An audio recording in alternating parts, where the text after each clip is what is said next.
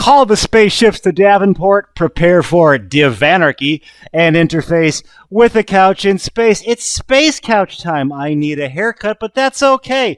We'll call the space barber right after we call the space advertisers, brought to you this week by Liger Hawk Records. You want to check out Hey There Brianna, the 8-Bit Panda Strike parody, the new album from James Netherwell. It's called The New Album. You also want to check out Gasoline Invertebrates, Crash and Burn and Burn and Burn and Burn and Burn and Burn. And then you want to check out Decade Decoded, also from James Netherwald. Illegal Pleasures at the Cyber Symposium from Dot Exorcist.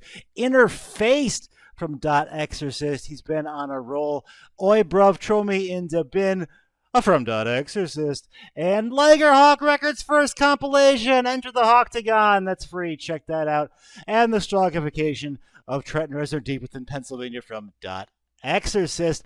Also brought to you by, so exciting to me still, Super7.com. The coolest toys in all the land. I've been shopping for them for years, even before we made affiliate. So I always have new stuff to show. This just showed up. It's from their own original line called The Worst. It's a Robot Grim Reaper, the ice version. I had to get it because it's the perfect combination, if you will, of friend of the show, Grim Life of Hack and Slash with the Gothsicles. It's like a frozen robotic Reaper. What are you going to do, not get it? But that's all well and good. But even better than that, this is really exciting for me. This guest really was really impactful to me. I really enjoyed the time that I was allotted very graciously on her show, and it's just graciousness all around because she's been gracious enough to come up to space. And I'll say the word gracious 10 more times. Anyway, ladies and gentlemen, please welcome Keri Smith from DEPROGRAMMED with Keri Smith. What's going on? What's going? All right. Super happy to have you here out among the stars in the cosmos, floating through the galaxy. It's very relaxing. Thanks for having me in space, Brian. It's tranquil. It's tranquil. Well, I knew I wanted an excuse to talk to you again because I enjoyed my time so much on your show. I did too. I had fun. It was great. It was great. It was, and we'll cut to a clip of it in a second if you haven't seen it, but it really allowed for, I think, a lot of people have referenced it, that episode, like, okay, now I know what you mean or where you're coming from and stuff like that. So if you know, you know, and go check that out. But let's take a step back. If you could help us set the table at least a little bit with, this is exciting, because it's now the question I'm about to ask has reached title graphic stage because I ask it so often. So, Keri Smith, if you could describe your vibe, what is Deprogrammed with Keri Smith? Describe my vibe. Well, it's a relaxing, comfortable, and funny place where we talk about faith and culture, sometimes politics, but mostly faith and culture and ideology. Okay, faith and culture, and very cool, very cool. Yeah, and the clip we'll cut to now is I was, wildly self-centered because I'm the center of the universe. Get it? No, and we got into all of that, chiefly dealing with my wacky cancellation, and we'll cut that into. People call me all kinds of things now. Oh, she's conservative. She's this. I don't really find those labels important anymore. Do you find that those things are somewhat constricting? Like it's hard for me. I'm like, well, I'm conservative on some things. I'm liberal on others. Yeah. Do you think that those things, like you said, you mentioned tribes, for example, or you mentioned, there's something. It sounded like you were trying to say there's something confining about that label. Do you find that to be true, or is I reading into that? Well, no, that's good. Like, it's just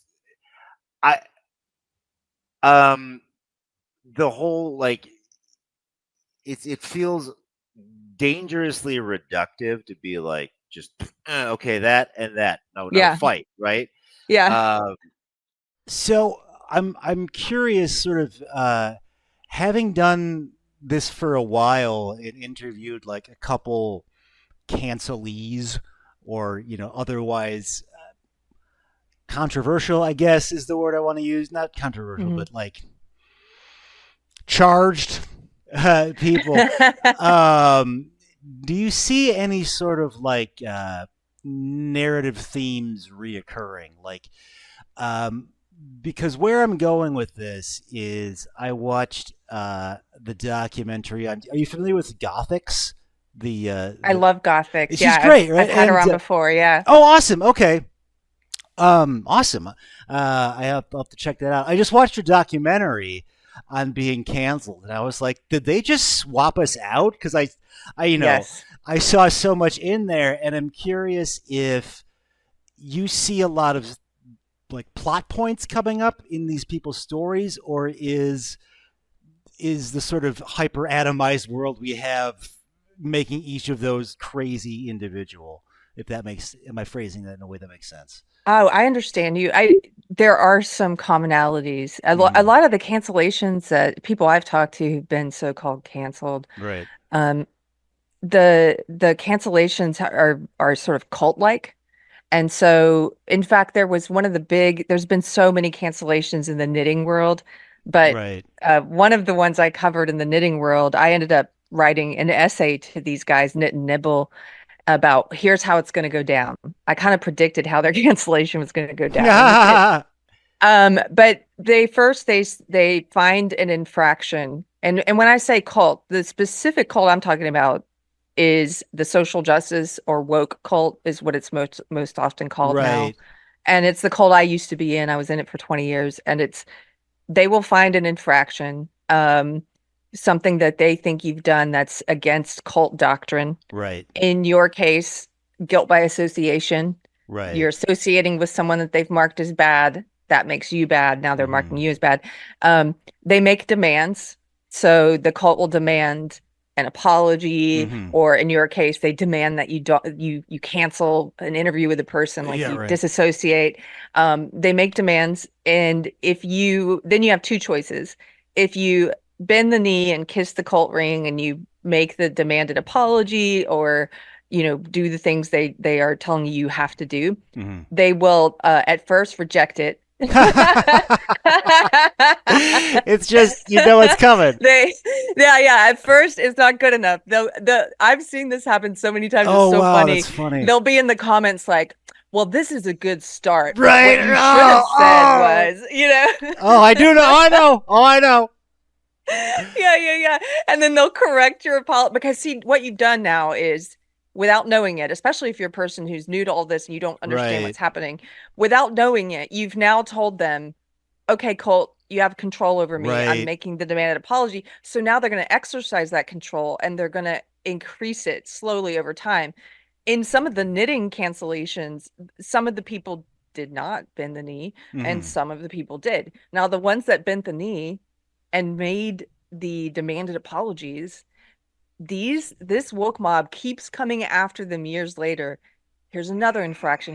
They exert more and more and more control until these people are policing everything they say and post through an internal censor, Hmm. because they don't want the mob to come for them again. So it's like, and I used to be in that cult, so I know what it's like. You run everything you say through an internal SJW filter of like, Hmm. are there any trigger words in here? Is there Right. any Right. word that's now offensive that didn't used to be offensive? Right. That's like, like spirit animal. I saw back when I was in the cult, a friend of mine got piled on for saying Elizabeth Warren is my spirit animal, and she didn't realize that's now considered a racist term.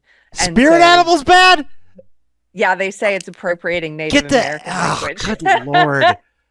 So, so they piled on her. How dare you use this? Oh, And I just used that on the yeah, gasoline and vertebrate page because it's like I wasn't even trying to, but like that's where I put You all s- my conservative or whatever leanings anyway.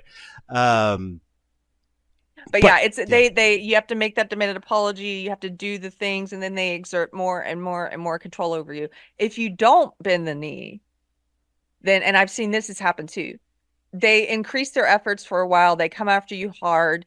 They try and affect you not just online, but in the real world. mm, In the case of some of the knitters who were canceled, they would stalk them at knitting conventions. They got some of them banned from oof, yarn conventions. They one guy, sockmatician, ended up in the hospital on suicide watch, and his husband was like, "Can you please stop sending the hate?" Like they went after him yeah, at conventions where he was selling his book. Um, by the way, he was on the left, and he's a gay man who he came up with the diverse nitty hashtag. I mean, he was in that world, right, but his infraction was when he saw some of the mobs happening and the cancellations happening, he didn't quite understand because he's a real liberal. uh, See, he's not a woke leftist. He's a real liberal. So he didn't quite understand what it was, and he wrote a poem asking for kindness. And they said that that his monster. yes, they called him a monster. Well, They I said was his poem. Yes. okay. Everything that I think is kidding, like spirit animal and monster, is actually like. No, I'm they gonna said it tangent a was little bit. It's like tone policing. That's what his crime was, tone policing. tone. It's like uh, this is priority Z on like infractions the other way, but Babylon B headlines aren't even funny anymore because you're like I can't even tell if that's real or not now. It's Right. like the Well, spirit animal thing. Oh, sorry. That's yeah, gonna that. satire. No, your point there. I love that. I've noticed that satire is harder to do now because it's the world with the more absurd the world becomes, the harder it is to do satire because satire is taking a truth and exaggerating it to an absurd Right. degree so that you can see that to illustrate what that truth is. But how do you exaggerate something that's already exaggerated It's, so much? it's so crazy. Yeah, yeah. And just to go back to your prior point, it's not uh, even sort of on a more base level than like the showing of your underbelly that an apology is. Just the reaction. I feel like people go like, okay, here we got a live one, we got a reaction, and it's because like I've sort of just like tapped out. Not like because I was put in like a metaphorical wrestling hole, but like I just the only move was not to play. Um, which I got from advice from being on Deprogrammed with Keri Smith. So thank you for that. But like now, people that like are associated with me are sending me screenshots of people harassing them. That's like we got to go on to the next Oh, person to get that but whatever that think fuels. think about what that is though, Brian. That's cult tactics. So if Yeah. they know they don't have any control over you and they've tried everything and they've come after you because you won't make the demanded apology or you won't Yeah. give in to whatever the demand is, then they extend outwards to try and isolate you from friends and family. Yeah. How do they do that? They put the same tactics, the same pressure on friends and family to Oh disassociate from you. wow. Yeah, that's totally. I didn't even put that together. That's totally what it is. Uh. Um. Because then if they can isolate you, like some of those people will bend. They're not going to Mhm. be as strong as you, and they're going to say, okay, and then they'll join the mob. They'll post the public announcement, I'm disassociating from Brian because blah, blah, Right. blah, and then they feel safe from the mob, but that means they've also joined the mob. Like, but so it's sort of you learn who your real friends are. We say that a lot during cancellations, but you do because you learn who has that strength of character, that Yeah. metal, who's like, I'm not gonna A disassociate from my guy. friend. I won't use his name, but he's a pretty famous guy. Um. Walked away from a label deal because he wouldn't disassociate from me. Like I saw the email that like it blew my mind. It's like XYZ label is going to turn down this band because he won't say that I'm a bad guy. Like Yeah. crazy. I'm not sure where I want to go with this, but I still want to ask this question. Um, do you feel like anything is imminent? Like your examinations of news of the day or even matters of faith or interviews that you conducted, do you feel like anything is coming? Well, certainly, I think we are headed towards a societal collapse. Hmm. Civilization can't withstand what we're currently involved in, which is uprooting everything on which you form a stable society. Right. Like, so for example, I'm getting ready to do book club later. We've been reading The Queering of the American Child, Oh, I've been waiting for which that audiobook to come out, but how is it? it's great. It's basically a little encyclopedia on just the queer theory part of what is social justice theory, like woke, if you will. Hmm. It's just about the queer theory part, but Hmm. it's excellent because they trace it through, like, here's where the theory started. This is what the theory is. These are the activists. This is where they operate. They operate in the schools and Hmm. politics and entertainment. They are, so you've got the theorists, you've got the activists, and then you've got the masses who adopt this stuff because they hear it on TikTok or they hear it in school or they hear it online. And they don't, by the time you get down to that third layer, they've never even read the theory. Hmm. It's completely divorced. They wouldn't be able to like to tell you even the name of a queer theorist, but they speak all the language. Right. They've been taught all the language. So they say things like gender identity and Right. gender Right. expression, and they've got all the cult terminology. It's all about ending, about oppression, about oppressors, about, and but they can't pinpoint. That's why when you tell them sometimes, like, hey, like I do, I'm like, I was in that world. I was, I was an identity Marxist. I was a social Right. justice warrior. They're like, this isn't Marxism. What are you talking about? I'm like, I mean, just because you haven't read Marxism, you don't understand where it's coming from, but that's what you're speaking. Right. Maybe you're speaking a TikTok version of it, Right. but that's where it comes from. And so Yeah. your question was, where are we heading? So I think we're heading to a collapse because this book, for example, it accurately points out that if you go back to the theory and where this all comes from, they say outright that queer theory is about destroying all norms, all traditional and social norms. Everything that's considered normal, they view as oppressive. Anything, any Right. norm, because they Right. say that all norms are just created socially. They're social constructs created by dominant, oppressive identity Right. groups. And so anything that's normal has to be uprooted. So this is why they will say they want to get rid of the nuclear family. They want to Hmm. get rid of the idea that they don't believe we're naturally biologically heterosexual, that that's the norm. They think that's oppressive. Like they don't believe in age boundaries. Like they Right. believe that adults and children should be able to engage in things that we have traditionally accepted as, like, that's not cool to do to kids. Right. They think that all of these things are oppressive and we need to liberate the soul. They even talk about the soul. We need to liberate the soul by destroying every societal norm and tradition. So they say this in their own words, right? Hmm. It sounds kind of like a religion. They talk about the soul. They talk about, evil forces at work Yeah. that make us believe that a man is a man and a woman is a woman. It's evil Hmm. forces that make you think that. But um they've been very successful. Like they've infiltrated. Back when I was learning this stuff and I was a part of it, I was indoctrinated into it. I was preaching this stuff. I Hmm. believed it. And back then, the late 90s, early 2000s, I never could have imagined we would be at the point we are now where they've put this theory, the praxis, like the practice of it, in kindergarten. Right. So you've got generations of kids being raised that, like, there is no objective truth, nothing is real.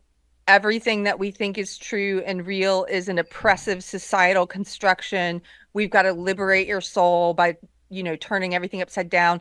You have a special, innate, fixed gender identity, and you need to figure out what it is. It may not be your biological sex. And you got to, we sort of just uprooted any what is up, what is Hmm. down.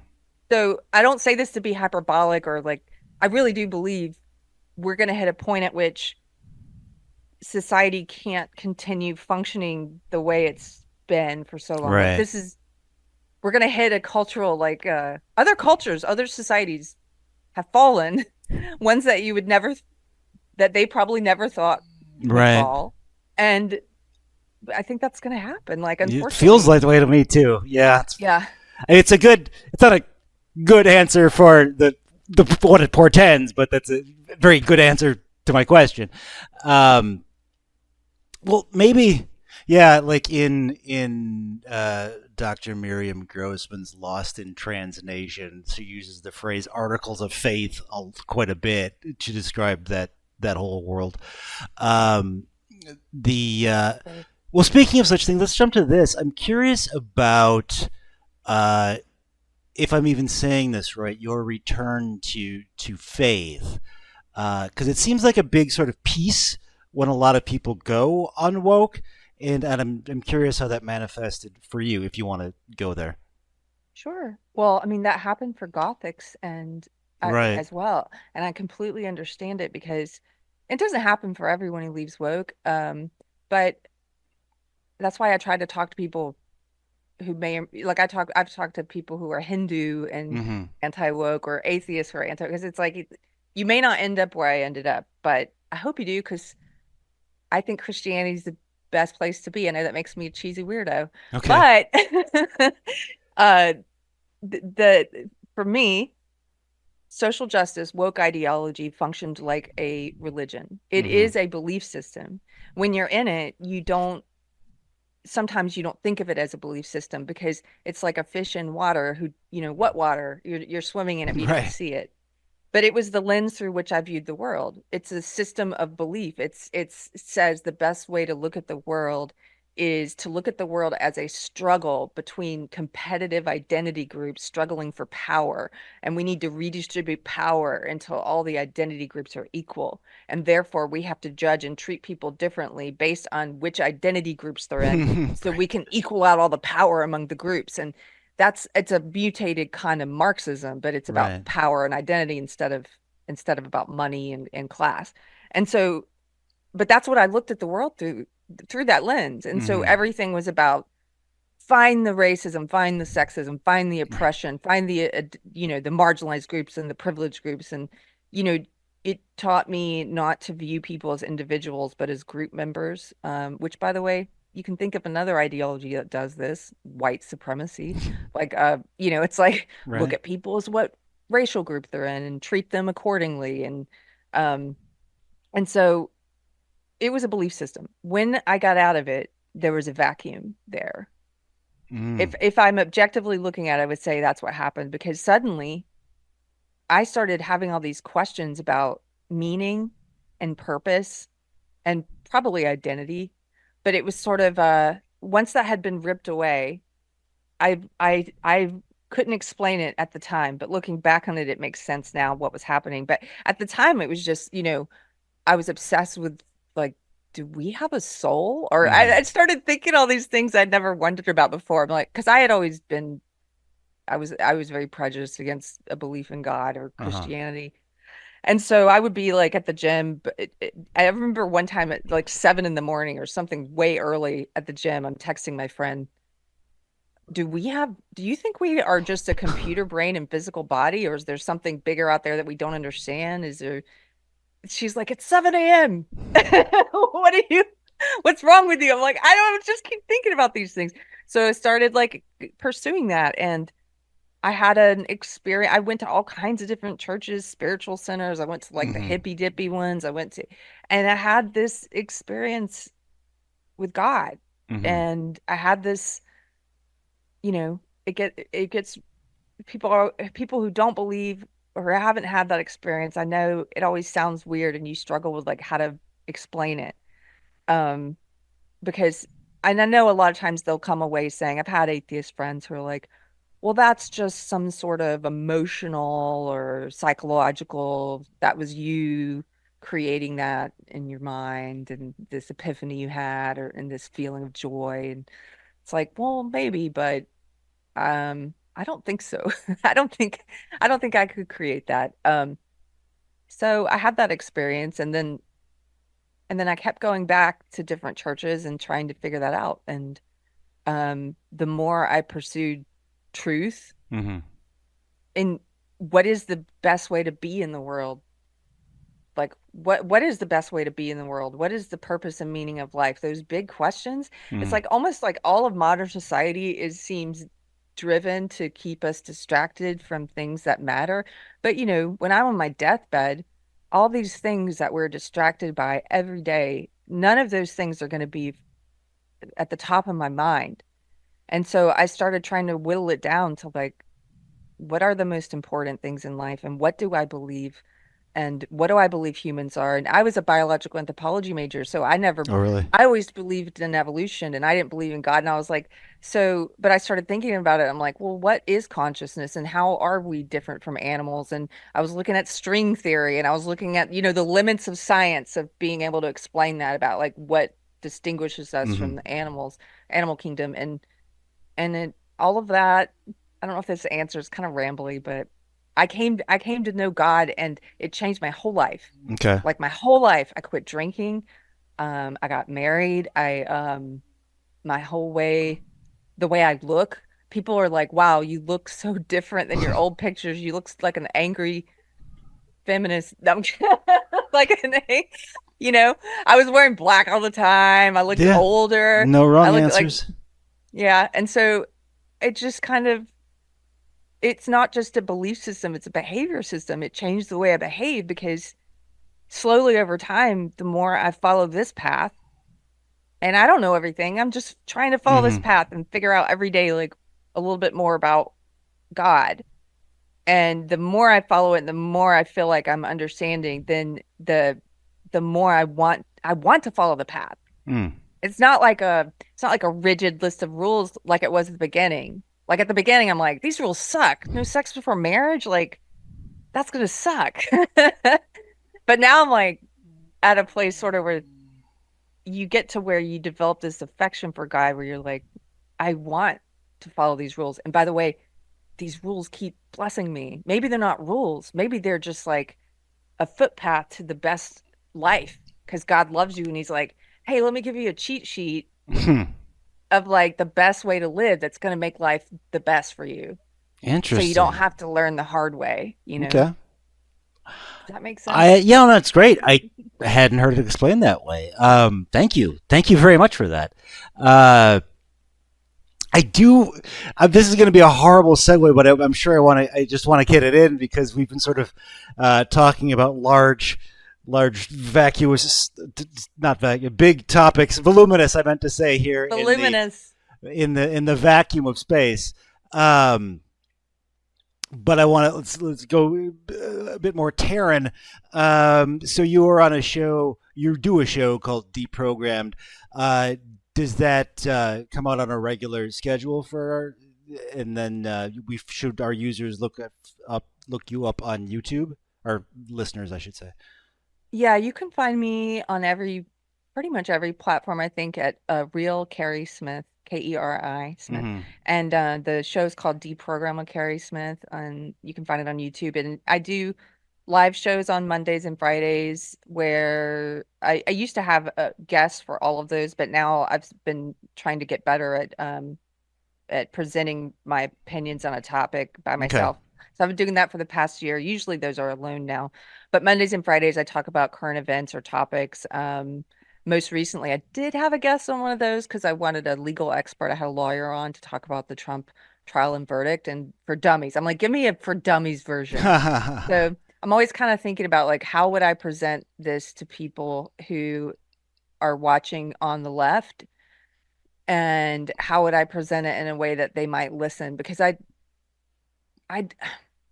I don't want to get to a place where I'm just preaching the choir. Hmm. Like there's a lot of people in the chat. Obviously, we've formed a little community or fellowship of people who are not woke, but Hmm. there's also a lot of people who found my channel who told me, one of my best friends now, they started off hate watching me. Really? And yes, and I mean, she came to my wedding in the end. Like this girl, Wow, yeah, and she was a hate watcher. that's So amazing.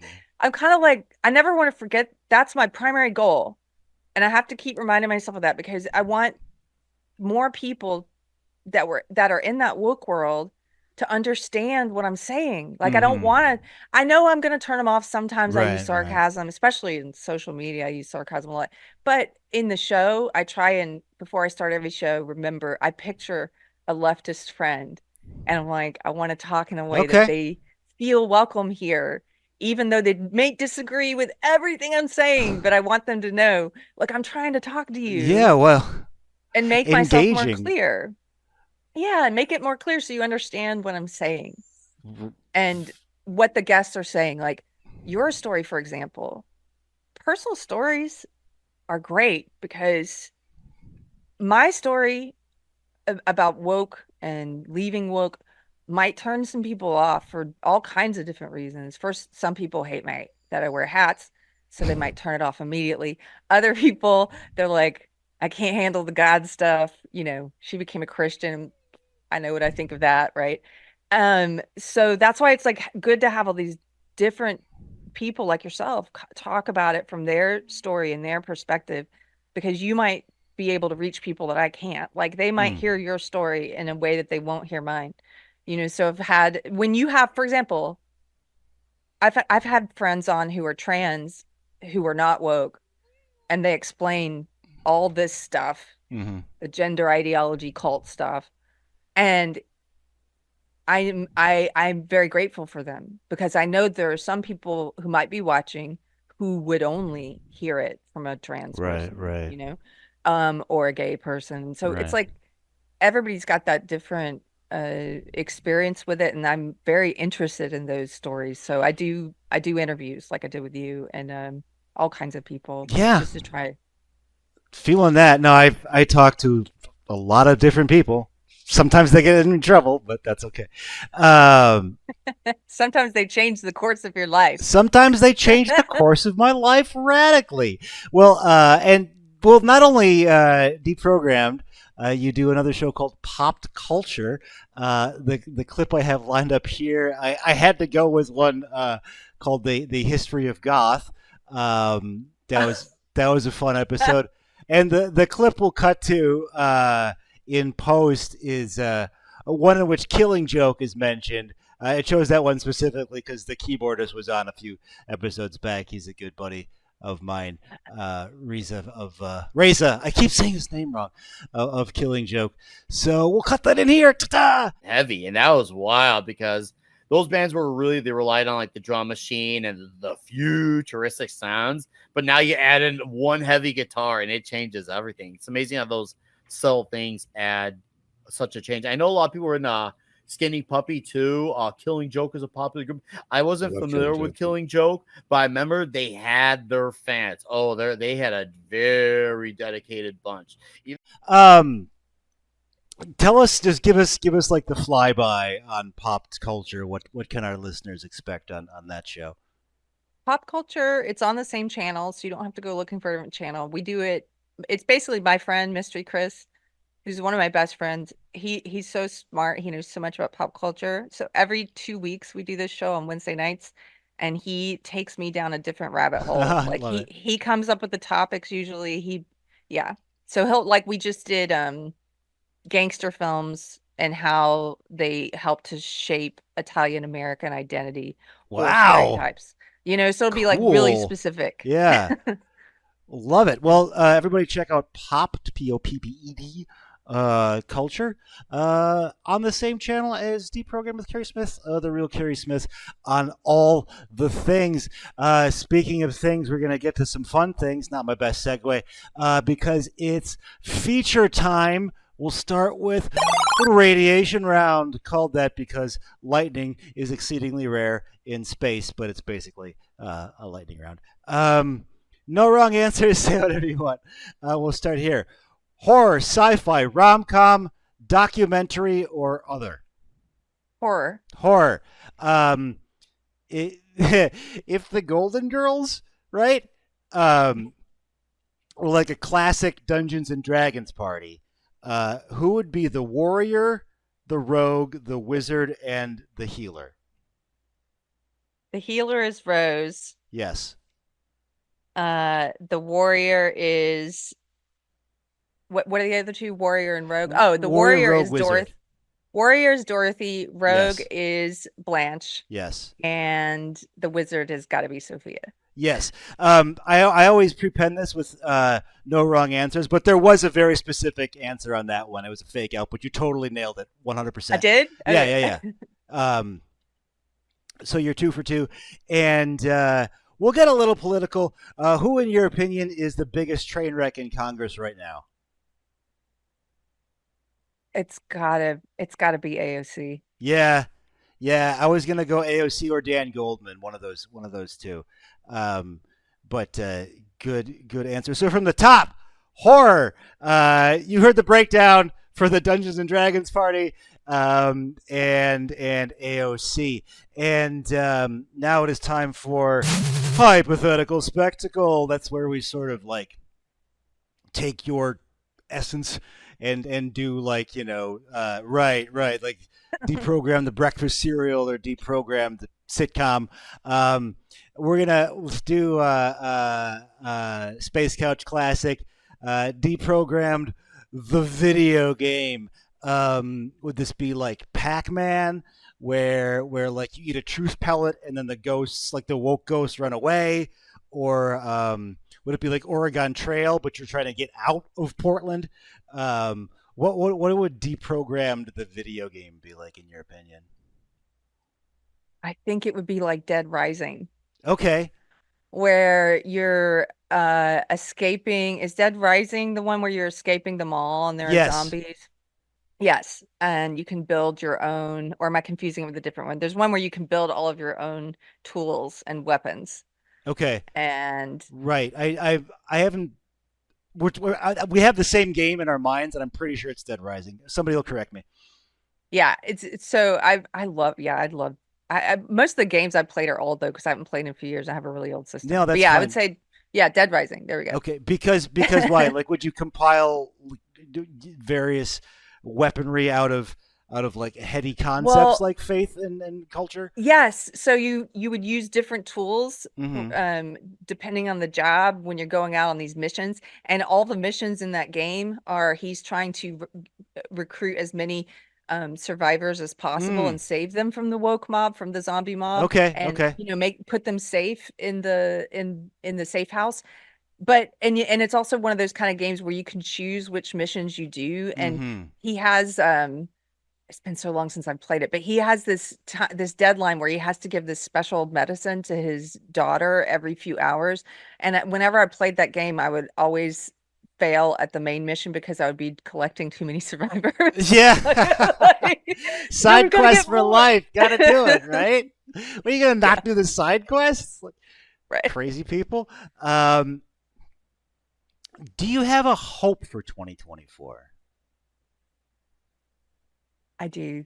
I would like to I would like to get pregnant, or Oh wow! yeah, or Awesome. yeah, we decided late in life, so we're having some problems. We're gonna see. I have to have this surgery and we'll see what happens. And it's very unlikely even after the surgery. Oh really? However, I do know my family's very fertile. My cousin has 19 kids and well into 19? her 40s. Yeah. So Hachi machi. fingers crossed. But if not, my husband, it's like whatever God wills. And if it's Uh-huh. not in his will, um then I would pray that I would come to understand why. That Hmm. doesn't always happen, but we're humans. We're like, I need to know. I need to know why. But yeah, then we would consider adoption if not. So, but that's my big prayer, top of my head when you're like, what would you Fascinating. like? That's my Awesome. big I prayer every night. really okay. So, Well, my next question was going to be what's next for the mighty Keri Smith, but you kind of answered it. Unless you have like anything coming up on deprogrammed or oh, pop culture you want to plug. I'm working on a book and I hope to What? finish that by the end of the Wow. year. Yeah. Just about leaving woke and leaving cult ideology, but not like an academic kind of book where because I feel like there are better people to do that and who have done that and are doing that. This one's more of a memoir of like, Mm-hmm. this is what it was like, sort of like on the show. Like Right. tell your Okay. story of how Awesome. you left Awesome. or what happened to you, you know? Do you do you have plans to ship that to publishers or self? I've never been in the book world. I'm not quite sure how that works. Oh, well, once it's in a state where I'm not embarrassed to show it to publishers, yeah, then I've got a few I've got a few leads and a couple who've asked, so I'll show it to them, and then if it's not to their liking, one way or another, I'll put it out there. Okay. Some Chris Gore, he's always saying, you should just do it yourself, and he's done many books, and so that's always a route. But I kind of like having someone guide me. I'm like, it would be cool too to have someone who's like, this is, deliver this in this way and this time. Okay. Very cool. Well, so what we learned today, that there are some sometimes very predictable plot points in cancellation stories. Sometimes, by and large, we have 2 shows to check out. Societal collapse is imminent. Sophia's going to be the best wizard of all time. Rose is 100% the healer. I mean, Saint Olaf right there. Yep. And where else are we going? We will look out for the deprogrammed video game where you cobble together necessary tools to save survivors. And we will keep our ear to the digital ground for a pending publication from superstar Keri Smith. So I'm going to bring this flying couch back on into the station. Do you have any final thoughts, or do you think we got it? 2 final thoughts. Cool. 1, I should say on a positive note, I'm not black-pilled. I'm actually white-pilled. After the societal collapse, there's going to be a rebirth and a regrowth. Yes. I believe that. I feel it too. I feel it's coming. Yeah, that'll happen. And then the other is that when you asked what do the cancellations have in common, one of the things is the people who don't bend the knee, like yourself, you're very inspirational. I'm very inspired by your story. Aw. And the people who don't bend the knee, I've found through interviewing many of them, they tend to have in common, they don't trust authority for one reason or another. Sometimes they have family members that were in communist countries or whatever, but in general, they're not trusting of authority. And so that's very interesting. And I think that fits you as well. Oh, and it's curious you bring that up. Like right before the show, I had some friends I haven't heard from in years and years just messaged me like, "Hey man, I'm on your side. Stay strong." I'm like, "Wow, okay, like amazing." Yeah. So you're very apropos and flattering. Thank you so much. The follow up to Crash and Burn and Burn and Burn is going well. I would say keep an ear out for it, but or an eye out for it. But it's going to be you're going to be able to see this one from space. Everybody, I'm really excited about it. I plug myself on the big Keri Smith show. Sorry. Well, anyway, so this is Brian for Space Couch for Keri Smith with Deprogrammed with Keri Smith saying, call the spaceships to Davenport, prepare for Devanarchy, and interface with the couch in space. Space Couch out. Oh no. Oh, space calamity. Okay, there we go. Now Keri, that was awesome. Thank you so much.